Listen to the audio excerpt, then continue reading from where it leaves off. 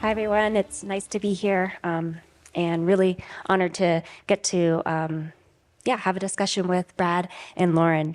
To kick things off, we're going to start with a really brief film clip on a effort that Climate Rights International was played a big role in. So go ahead, Brad. Yeah, thank you very much. Just to set this up, I'm a former Asia director at Human Rights Watch for the last 20 years. So I've worked in war settings, worked with victims of torture, gender-based violence.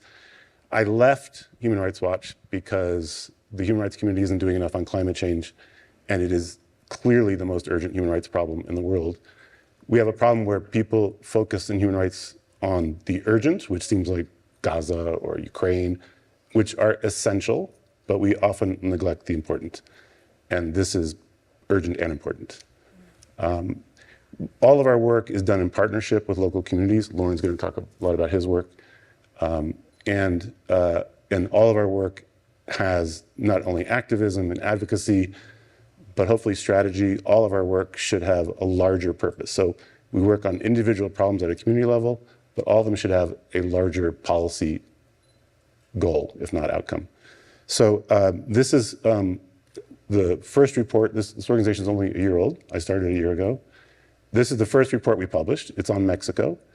And I will play the video for about 3 minutes right now. Hey, try this. Avocados from Mexico. They make everything better. Avocados from Mexico. ¿Te has preguntado si el aguacate que te estás comiendo proviene de plantaciones que han sido instaladas en previos con incendio forestal, con cambio de uso de suelo, con tala ilegal, con deforestación y con acaparamiento de agua? 4 out of 5 avocados consumed in the U.S. are produced in Mexico. The industry's Super Bowl ad this year showed Eve holding an avocado in the Garden of Eden. But in reality, growing international demand for avocados has taken a devastating toll on the environment, indigenous people, and other communities in the avocado-growing regions of Mexico. Las personas de acá arriba de la sierra están talando mucho, plantando muchos aguacates. Nosotros no tenemos como ciudadanos acceso a grandes tecnologías, pero hemos hecho un ejercicio con lo que tenemos a la mano, acceder a Google Earth, en donde aparecen los mapas históricos, y allí está la prueba.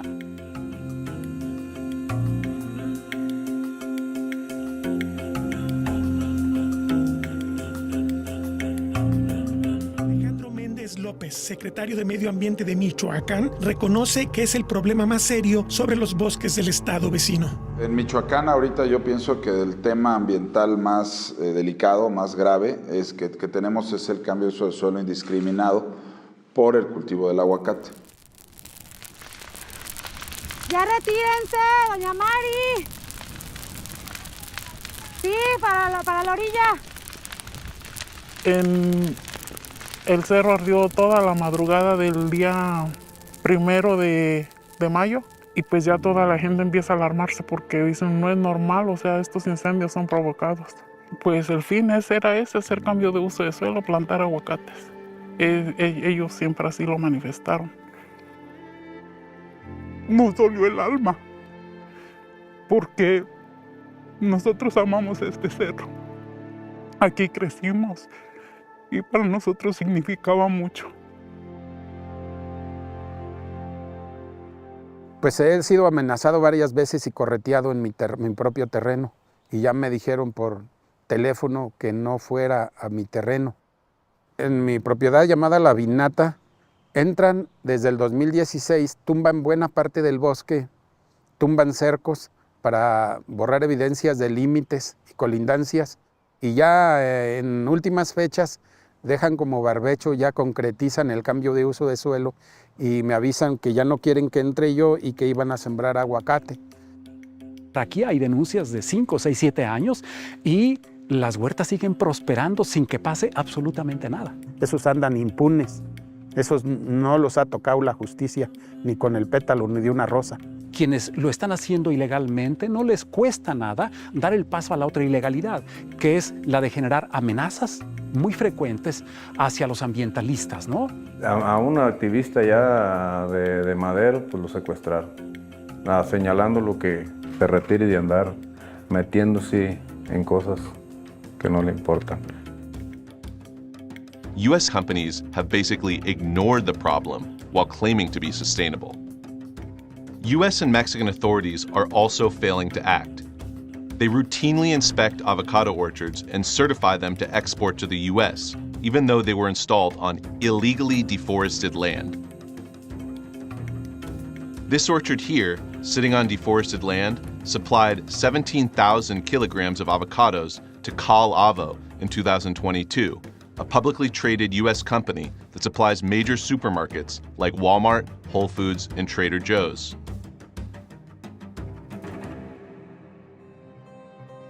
Sería muy determinante el que hubiese reglas muy estrictas para la exportación del aguacate de Michoacán hacia los Estados Unidos.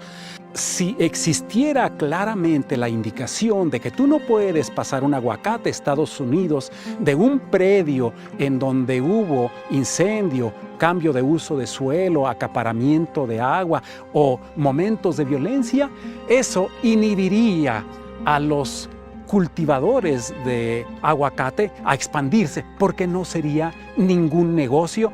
Esa acción ayudaría enormemente a contener el daño ambiental que se está generando en los estados que producen aguacate.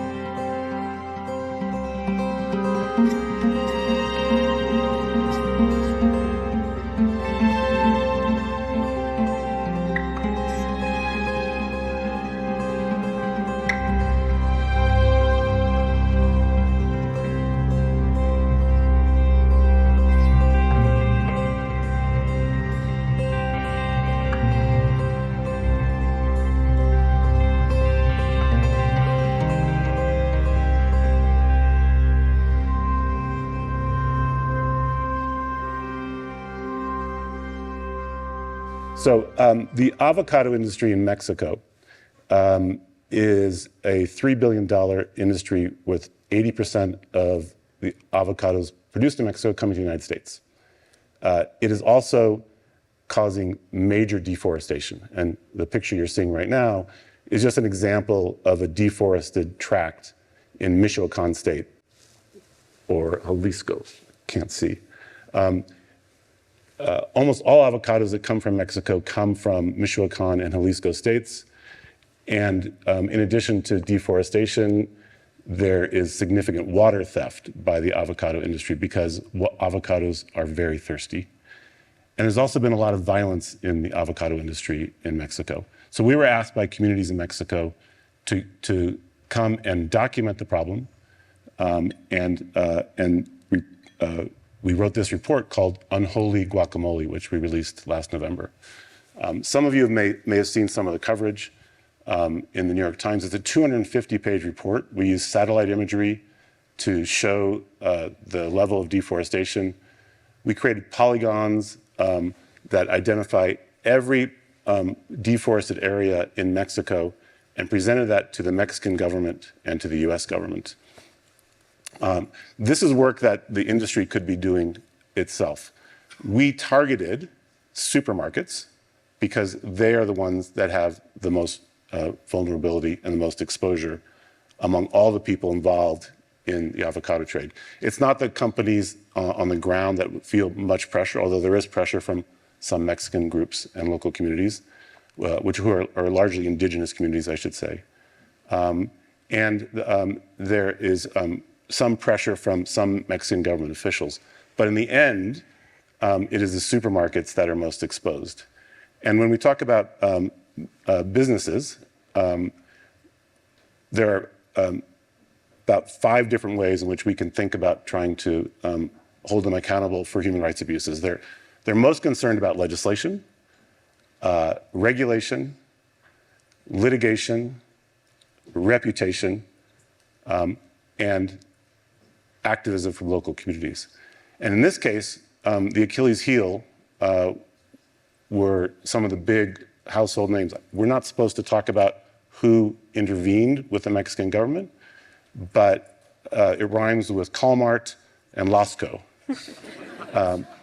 And we basically engaged them and sent them letters and gave them our findings and said, what are you doing about this? And I can tell you, one of these people, the chief sustainability officer for one of the big companies, gasped when we got on the phone with him. He said, I can't believe we didn't know about this. So they weighed in. We then, and I'm just skipping forward, our strategy for publicizing this work and for having impact was we gave an exclusive to the New York Times. Some of you may have read it. Last November, the New York Times ran a full-page story on the destructive consequences of the avocado industry in Mexico. We then wrote an op-ed in the LA Times. Why? Because the 4 main companies that import avocados from Mexico are based in Southern California. We ghost wrote a letter from 6 senators calling on the US government to take action. And in that letter, they said, we want you to report back in 45 days. That led to a big reaction in Mexico. And I'll start showing you some of the, this is the New York Times article. I'll start showing you some of the media coverage. We got massive media coverage, both in the United States, but also in Mexico, because the Mexican authorities thought the US might come in with legislation within 45 days and cut off access to the United States market. We got the Washington Post to write an op-ed the night before the Super Bowl. And what you have not seen, and I hope we'll be able to get to the video at some point, is that the Avocado Trade Association runs an advertisement for the Super Bowl every year. So we made a film kind of riffing off that. And then last but not least, I want to say that we have succeeded. In February, 3 months after we published our report, the US ambassador to Mexico, Ken Salazar, former senator from Colorado, former Interior Secretary under the Obama administration, held a press conference with the Mexican government saying they would ban the export and sale, which is even more than we were looking for, an export ban, the sale of avocados from illegally deforested land.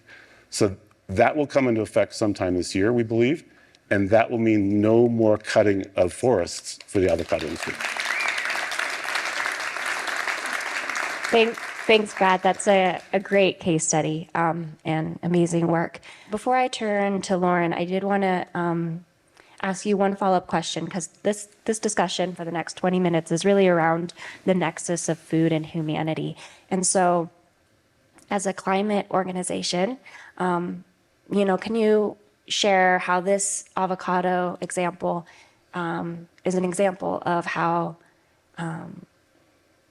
climate, human rights, and the global food system really intersect? Yeah, and I want to ask you all if you could do me a favor. If you would close your eyes for just a few seconds. And I want to ask you to visualize the term climate change in your head right now. All right, thank you. How many of you thought of a human being? How many of you pictured a human being? Yes, I see 3 or 4 hands. So one of the reasons I started this organization is that we have to make the climate crisis about people.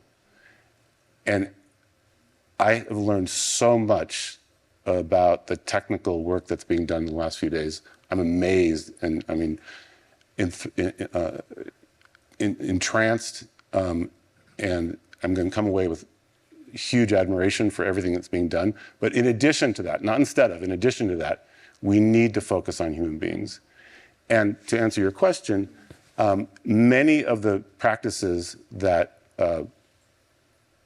companies and governments are engaging in are not only harming food systems, but they're also coming in some part, and we can talk about this later, from some of the solutions to the climate crisis that are being implemented right now. And we just need to be alive to the human consequences of everything we're doing, not just the consequences of the climate crisis, but the consequences of the responses to the climate crisis. Yeah, thanks, Brad. So, Loren, you're with A Growing Culture. Your organization works really on the front lines with local communities, many indigenous communities, on issues like establishing food sovereignty or maintaining food sovereignty. Yeah, can you tell us from your extensive research, or sorry, experience over a 15-year, the organization I believe has been around for about 15 years, what's working in that space, what's not working? To you. Sure, yeah, thank you, Alana. Thank you, Brad, for your work. I think, as you said, close your eyes and think about climate change. I want everybody to think about food security. Mm-hmm. Do you know where you're food secure?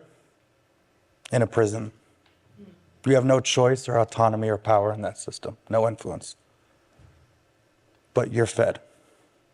This is the frame that we use to look at the systemic issues in the world. We treat the world as beneficiaries. 40% of households in the world are dependent on the agricultural food web. It's not a chain, besides us being chained in our logic model that thinks about it. It's a web of interactions, a lot like the fungal network beneath our feet, right?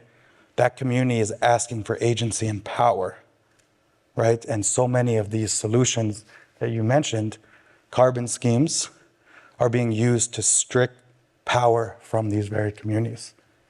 In fact, in the last 8 years, carbon schemes have taken land control of land size over the size of Germany into the developing world.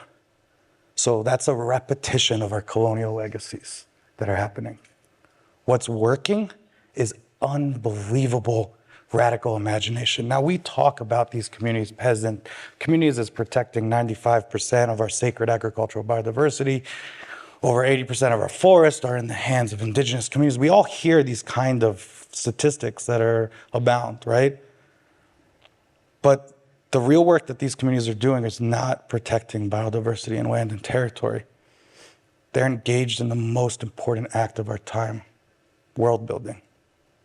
They are creating radical new ways of seeing each other, of seeing themselves, of seeing nature, of existing.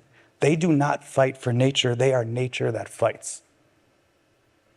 And so one example I'd like to share is the largest social movement in the Americas, a group that probably no one hears about. It's almost 2 million people strong. It's MST in Brazil. It's a movement of the landless workers. Landless workers movement, right? Now we talk about farmers all the time. Farmer in the United States is the whitest profession you can imagine. It means landlord. Farm workers is the least white profession in the United States, right? We never talk about the landless people. 80% of the hands that touch our food in this country are landless people, migrant workers, right? This community has over 2,500 settlements across 24 of the 26 states in Brazil. They built democratic assemblies, hospitals, education facilities, healthcare, elder care services. Why? Because the state does not operate in the way that it should. They fought for a constitutional amendment that gave people the right to claim degraded and abused and land back to these communities that have been taken from. What is the backdrop? 1% of Brazil owns almost 60% of the land. So these people are fighting for their territory back. Now, what people don't know is in that fight for land democratization, what is the outcome? All the regenerative carbon things that we can dream of. But what starts first is justice and equity. Sustainability is a byproduct of justice, not the other way around. I can give you 1,000 case studies and evidence of that. I can't give you case studies of sustainability creating justice, right? This community is also the largest organic rice producer in all of the Americas. In fact, landless people sent 2 containers of rice to Gaza. This is the communities that give me hope and optimism. And so often, these are the communities that are most affected by climate change. And guess what? The solutions that are come up in rooms that are absent and void of not only them, but their understanding of the problem, not to mention the solution, double down on that violence. And this is why you have the protest of farmers in Europe resisting the climate things, because we're not listening to it. And as Chico Mendes says in Brazil, environmentalism without class struggle is just gardening. Yeah, thanks, Loren. So to follow up on that, because we've been hearing about solutions to help restore harmony with nature over the last couple of days, and we've touched on, but I don't think we've really talked much about some of the impacts, the on-the-ground impacts of some of the solutions. At Mongabay, we cover a big topic right now is what is a just energy transition? And it's a really tricky space because we're all trying to find solutions, but looking at these solutions critically, I think is important. So my question to you, with food sovereignty, a global food system in mind, what questions do we need to be asking to ensure we're pursuing solutions that are inclusive of local and indigenous communities, that these solutions that we're trying to put to scale aren't steamrolling other places in the world? Mining is mining. And anyway, I'll hand it to you guys. And this is a question for both of you, so jump in and yeah. Well, I'll start. Let's take Indonesia, for example. Indonesia's got some of the world's largest rainforests. It's also got 50% of the world's nickel. And our second report we worked on was to look at this question of just transition, because in our zeal to produce electric batteries for electric vehicles, which is essential, we are supporting a mining industry that is not reformed. The mining industry has behaved terribly globally, historically.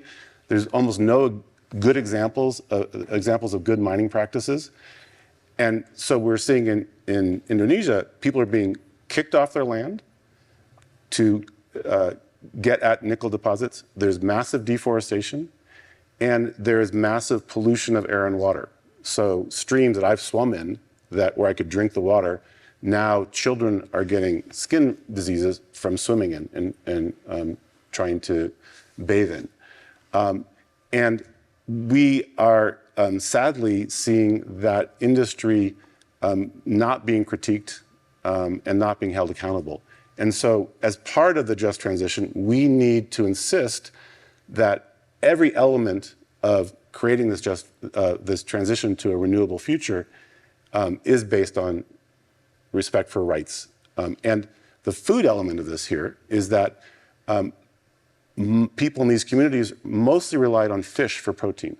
The fish are dying in the streams, and many of the fisher folk have told us they can't even fish close to shore anymore in the ocean. They have to paddle out sometimes 2 hours just to start being able to fish and this is their daily subsistence. So we just need to be more mindful of this. We need to take these things into account more. Thanks. Loren, can you follow up with what you've seen? I appreciate that, because the vast majority of these minerals needed for the transition are in indigenous lands or right around it.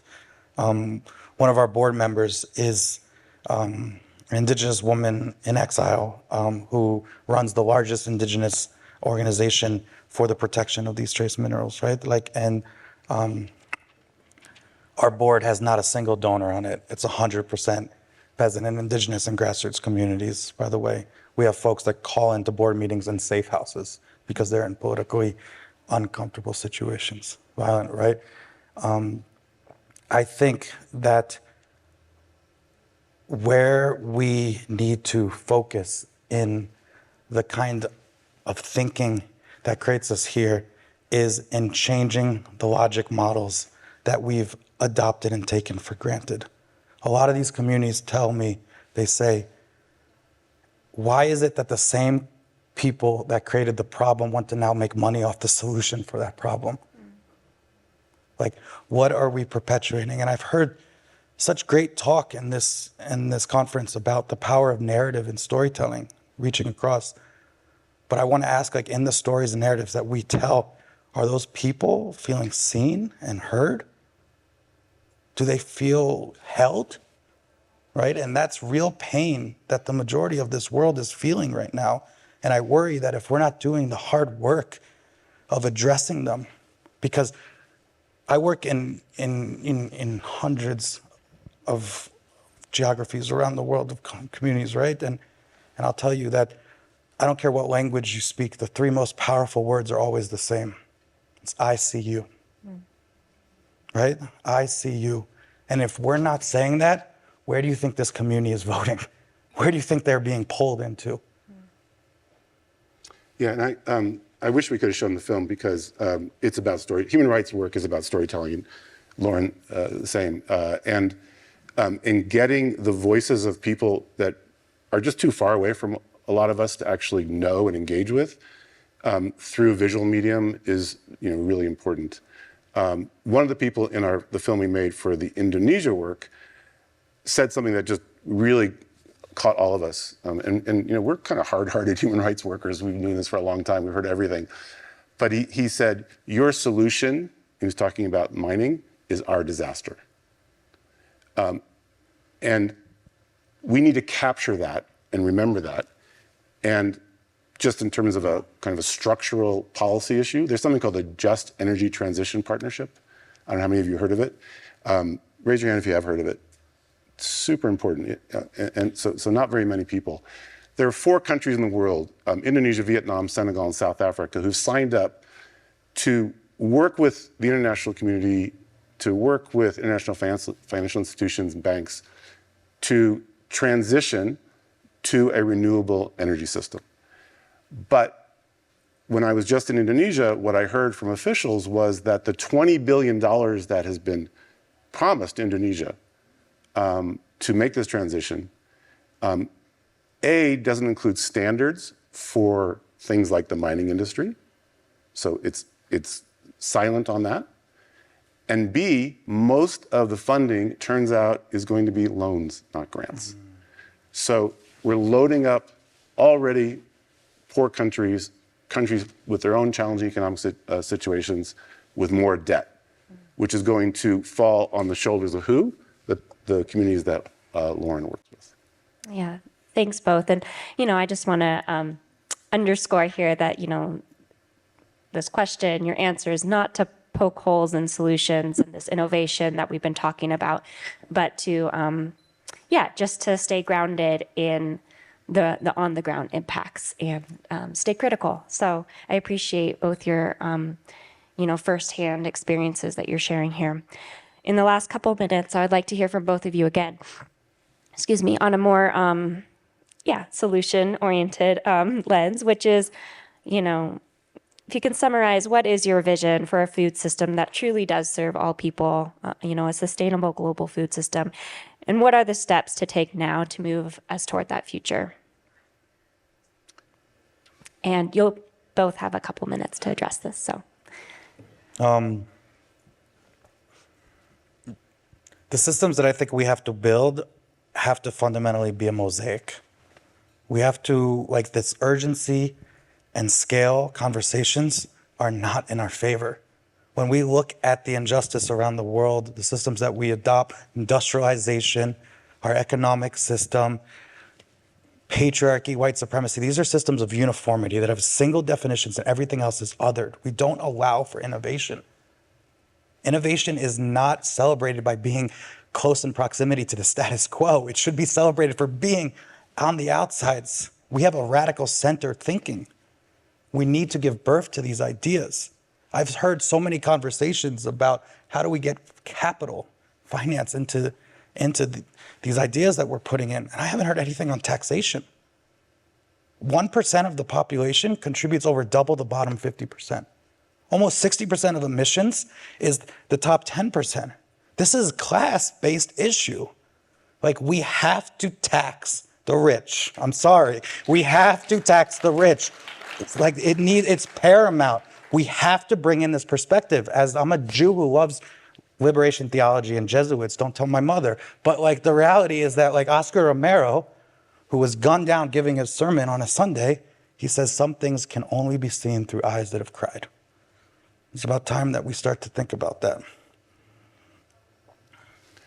Yeah, I would like to just make a confession and a plea. The human rights community has been terrible working on climate change. The climate community hasn't been so great working on human rights. And I've found these couple of days incredibly valuable to learn what so many of you are doing. What we can bring as a human rights community is different constituency, we can tell stories, we can make demands, because when countries make treaty commitments to rights, they're putting power in the hands of people who have those rights. But we have to demand them. And we need to partner better. When I see the amount of money that is being leveraged for the transition to renewable energy, I saw Danny Kennedy's slides. I mean, this is very heartening. This is very exciting. So many other people have made contributions the last few days that are eye-opening to me. I thought I was well-read on this. My ignorance is enormous. But we need you as allies. We need the community that is leveraging capital. Do what you do, but also do a little bit more.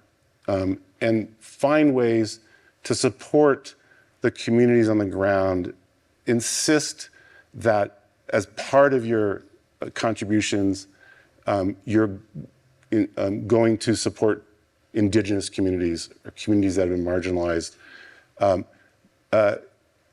Bring up people in every meeting you have.